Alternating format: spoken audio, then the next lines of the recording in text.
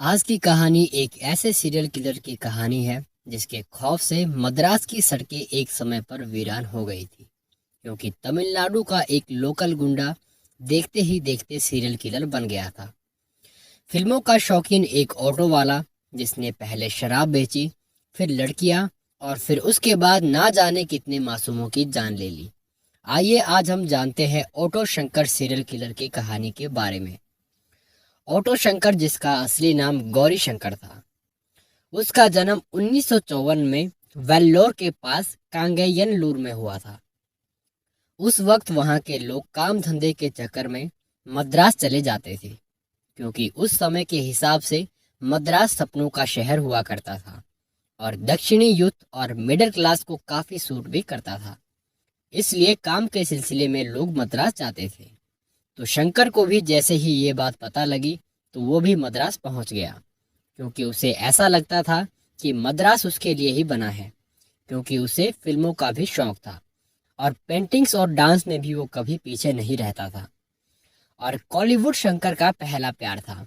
कॉलीवुड भी ठीक उसी तरह है जिस तरह से आजकल आप बॉलीवुड की फिल्में देखते हैं, और मद्रास कॉलीवुड का सेंटर था। लेकिन उसके लिए सबसे पहले वहां पर काम का होना बहुत जरूरी था, क्योंकि वो बिना पैसे के अपना जीवन यापन वहां पर नहीं कर सकता था। इसलिए वो पेरियार नगर में पेंटर का काम करने लगा और साथ में अपना जीवन यापन भी करने लगा। उस वक्त तक मद्रास इतना नहीं बसा था जितना आज हम उसे देखते हैं, उसका आधा भी नहीं। शहर बहुत ही छोटा था, और आज हम जिस जगह को तिरुवनमयूर के नाम से जानते हैं, वो उस जमाने में एक मछली पकड़ने का अड्डा होता था। और वहां पर अगर कोई दिखता था तो वो बस मछुआरे होते थे। और आज वहां पर गाड़ियों का शोर और उगे हुए घर है। उस वक्त वहां पर सब कुछ वीराना था। तिरुवनमयूर से लेकर महाबलीपुरम तक का पूरा तट मछुआरों की बस्ती हुआ करता था, और चारों ओर या तो मछुआरे दिखते थे या फिर ताड़ और नारियल के पेड़। सड़कें अभी भी यहाँ तक नहीं पहुंची थी। सब कुछ इतना शांत और इतना कुशलता से चल रहा था कि पुलिस वाले भी इक्के दुक्के ही वहां पर दिखाई देते थे। लेकिन वो कहते हैं ना कि जहाँ सब कुछ अच्छा होने लगता है, वहां पर किसी न किसी की नजर जरूर लग जाती है। और ठीक वहां पर भी ऐसा ही हुआ। 80 के शुरुआती दशक में तमिलनाडु में कुछ ऐसा हुआ जिससे वहां की कानून व्यवस्था को एक बहुत बड़ा झटका लगा। वजह थी शराब, जिससे गौरी शंकर ऑटो शंकर में बदल गया। क्योंकि अभी तक वो जगह जगह जाकर पेंटिंग्स का काम करता था, लेकिन जब तमिलनाडु सरकार ने शराब पर पाबंदी लगा दी तो शंकर ने गैर कानूनी दुनिया में अपना पहला कदम रखा। हुआ यूं कि मद्रास का जितना भी तटीय इलाका था वो ताड़ के पेड़ों से अटा हुआ था। पता लगाना मुश्किल था कि रेत यहाँ पर ज्यादा है या फिर ताड़ी के पेड़। साथ ही वो जगह इतनी सुनसान और आम पहुंच से दूर थी कि लोकल शराब बनाने के लिए वो सबसे अच्छी जगह थी। लेकिन थोड़ा रिस्क जरूर था, लेकिन पैसा भी बहुत ज्यादा था। और उसी वक्त शंकर ने पेंटिंग्स बनाने का काम छोड़कर ऑटो चलाना शुरू कर दिया। और वक्त को ध्यान में रखा जाए तो 80 का शुरुआती दशक गैर कानूनी शराब लाने और ले जाने के लिए इन ऑटो रिक्शा का सबसे ज्यादा इस्तेमाल होने लगा था, क्योंकि ये गाड़ियां शहर की सड़कों पर आराम से बिना रोक टोक के दौड़ सकती थी, और साथ ही शहर को इनकी आदत भी लग चुकी थी। गौरी शंकर अब एक शराब का तस्कर बन चुका था, क्योंकि उसे ये काम सबसे आसान लगने लगा था, और पेंटिंग्स के काम में वो अब उब चुका था। शहर में शराब की आवाजाही से उसे तगड़ा मुनाफा होने लगा। उसने इस काम में बहुत पैसे कमाए, और गैर कानूनी कामों की मदद से उसने अपनी जान पहचान बड़े बड़े लोगों से बना ली थी। लेकिन ऑटो शंकर एक ऐसा आदमी था कि वो एक काम से बहुत जल्दी ऊब जाता था। इसलिए शंकर ने खुद को अपग्रेड किया और एक स्मगलर की बजाय वो सेक्स रैकेट में दलाल बन गया, क्योंकि उसे स्मगलिंग से ज्यादा पैसा सेक्स रैकेट के धंधे को चलाने में लगा। और साथ ही वो अपने ऑटो का इस्तेमाल वेश्याओं को लाने में और ले जाने में करता था। और यहाँ से शंकर की एंट्री हुई मद्रास के अंडरवर्ल्ड में। शंकर का ओहदा अब बढ़ गया था, और उसका अब खुद का भी एक गैंग था। गैंग का दूसरा सदस्य मोहन था, और मोहन उसका छोटा भाई था। साथ में एडलिन और शिवाजी भी थे। ये तीन इसके बहुत खास थे। इस गैंग ने मिलकर तिरुवनमयूर पर राज करना शुरू किया, और सभी गैर कानूनी काम जो हो रहे थे इन्हीं की कृपा से हो रहे थे। और इसके साथ शंकर का सेक्स रैकेट का धंधा और ज्यादा बड़ा हो रहा था।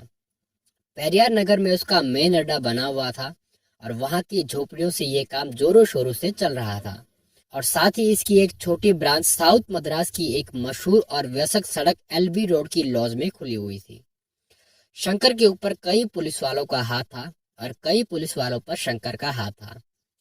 क्राइम की दुनिया में शंकर का नाम तब बड़ा हुआ जब शंकर ने कुछ टॉप मिनिस्टर्स और सीनियर पुलिस अफसरों को वेश्याएं सप्लाई करना शुरू किया। और यहाँ से शंकर पीछे मुड़कर नहीं देखने वाला था। वो खुद भी कई लड़कियों का रेप कर चुका था और लोगों को भी लड़कियां सप्लाई करता था। 1988 के आखिरी महीनों में तिरुवनमयूर से 9 लड़कियों के गायब होने की बात सामने आई और पुलिस के पास शिकायत भी की गई, लेकिन ये सब बातें पुलिस को पहले से ही मालूम थी। लेकिन पुलिस को तो शंकर ने पहले से ही खरीद रखा था, इसलिए पुलिस वालों ने मामले को टरकाने की कोशिश की। पुलिस वालों का कहना था कि सभी लड़कियां सेक्स रैकेट में काम करने लगी है और वो अपनी मर्जी से घर से भागी है। लेकिन जब लड़कियों के घर वाले इस आरोप को लगातार नकारते रहे तो पुलिस को तफ्तीश करनी ही पड़ी। लेकिन उन लड़कियों के बारे में पुलिस को कुछ भी मालूम नहीं चला। शंकर के रैकेट में एक लड़की थी जिसका नाम था ललिता।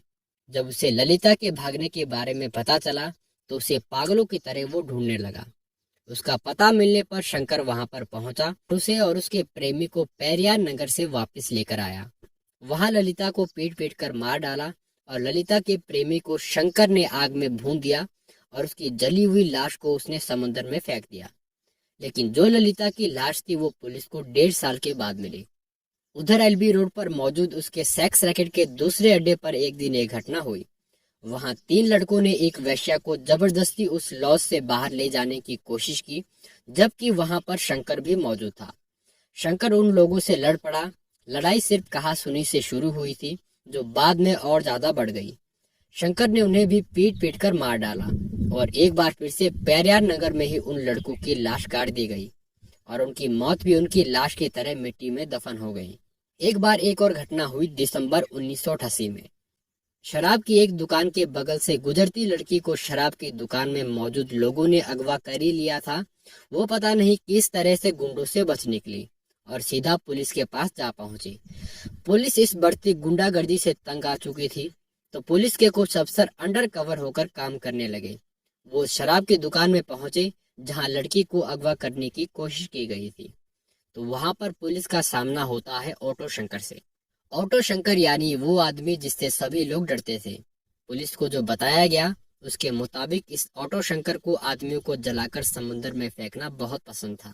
अगली सुबह पुलिस ने गौरी शंकर को गिरफ्तार किया और 27 जून 1988 में दुनिया को ऑटो शंकर के बारे में मालूम चला। लेकिन शंकर को तुरंत ही बेल मिल गई। उसके पुलिस और पॉलिटिक्स में काफी कनेक्शन थे। लेकिन उसी वक्त तमिलनाडु में पॉलिटिक्स में उथल पुथल भी खूब चल रही थी, क्योंकि तमिलनाडु के मुख्यमंत्री एमजी रामचंद्रन की मौत हो गई थी। वहां गवर्नर का शासन चल रहा था और इस समय गायब हुए लोगों के परिवार वालों ने गवर्नर पीसी अलेक्जेंडर के पास अपनी समस्या पहुंचाई।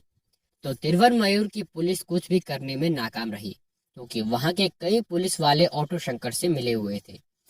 गवर्नर अलेक्जेंडर ने इस केस के लिए एक स्पेशल टीम बनाई और आरी नाम का एक पुलिस ऑफिसर इस केस में स्पेशली तैनात किया गया, क्योंकि वो शंकर को पर्सनली जानता था और उसकी आदतों से भी वाकिफ था।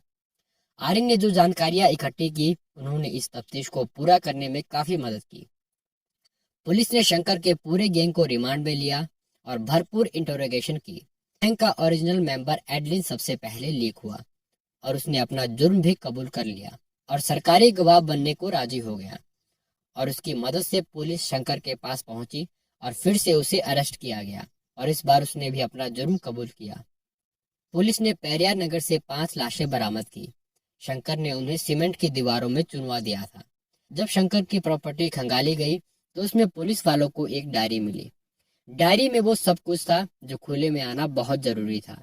उसमें ऐसे तमाम पुलिस वालों का नाम था जो उसकी मदद किया करते थे और साथ ही कई पुलिस वालों की फोटो भी मिली जिन्होंने शंकर के साथ खड़े होकर पोज देते हुए फोटो खिंचवाई थी। 2 पुलिस वालों को तुरंत सस्पेंड कर दिया गया। शंकर ने अदालत में बताया कि उसके क्राइम के पीछे मेन हाथ सिनेमा का था। उसे फिल्मों में दिखाए क्राइम से प्रेरणा मिलती थी और उसे भी फिल्मी विलन जैसा बनना था। उस वक्त के additional director general of police ने एक सेमिनार में कहा था कि शंकर के मॉरल करप्शन की वजह भी सिनेमा ही था। हालांकि बाद में शंकर ने जो भी बताया वो बहुत ही निराशाजनक और शर्मनाक था, और खुलासा हैरान करने वाला भी था। उसने अपने कबूलनामे में और कई रिपोर्टरों से बात करते हुए बताया कि उसने जिन भी लड़कियों को किडनैप किया या किडनैप करने की कोशिश की, वो सब पॉलिटिशियंस के लिए की थी। उसने कहा कि जब पॉलिटिशियंस उनका रेप कर देते थे तो उन्हें वो मारकर समुद्र में फेंक देता था। लेकिन अभी तक शंकर और उसका गैंग पल्लावरम पुलिस स्टेशन में बंद थे। उसे अब मद्रास सेंट्रल जेल में भेज दिया गया था। वहां से शंकर अपने 4 साथियों के साथ भाग निकला, और कहते हैं कि उसकी मदद एक महिला ने की थी। बाद में पता चला कि 3 जेल वार्डन ने मिलकर शंकर की मदद की थी। लेकिन फिर से उड़ीसा में शंकर को पकड़ा गया, और उसके बाद तीनों जेल वार्डनों को 6-6 महीनों की सजा हो गई। लेकिन हालात ये थे कि जेल के सलाखों के पीछे रहने के बावजूद उसके स्टाइल में कोई कमी नहीं आई थी। उसे जेल में विस्की मिलती थी। पैसे और भ्रष्ट पुलिस के दम पर सेक्स छोड़कर उसे जेल में सब कुछ मिल जाता था।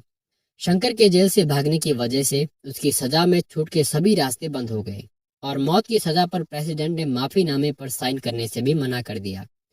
उस वक्त राष्ट्रपति की कुर्सी में शंकर दयाल शर्मा बैठते थे, और 27 अप्रैल 1995 में सालेम जेल में गौरी शंकर उर्फ ऑटो शंकर को फांसी पर लटका दिया गया, और यहीं पर उसकी क्राइम स्टोरी का भी अंत हो गया। फिलहाल इस क्राइम स्टोरी में इतना ही। मिलते हैं आपको एक और स्टोरी के साथ, तब तक के लिए धन्यवाद। Thank you so